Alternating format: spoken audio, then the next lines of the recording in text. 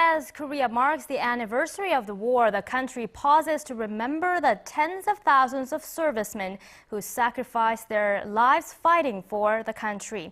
It's a sad fact that even all these years later, the remains of some 130,000 South Korean soldiers are still missing. Our Park Ji-won reports.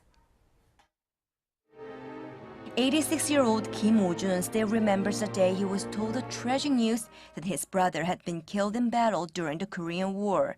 He still hopes that one day the remains of his brother will be found and he can be laid peacefully to rest. My very last wish before I die is to bury my fallen brother in the National Cemetery, to place a tombstone, and to offer a flower for him. I don't want anything more than that.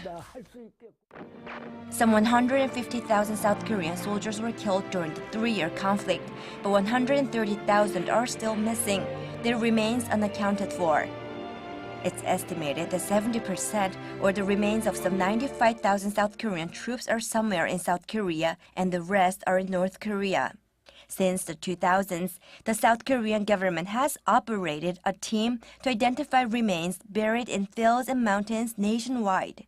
So far, they have excavated about 8,000 bodies, 7,000 South Korean soldiers, and around 1,000 North Korean and Chinese soldiers. Sadly for the families, only about 80 soldiers have been identified through DNA testing.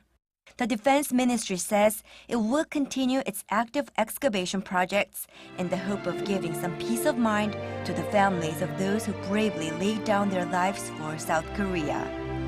Park Ji-won, Arirang News.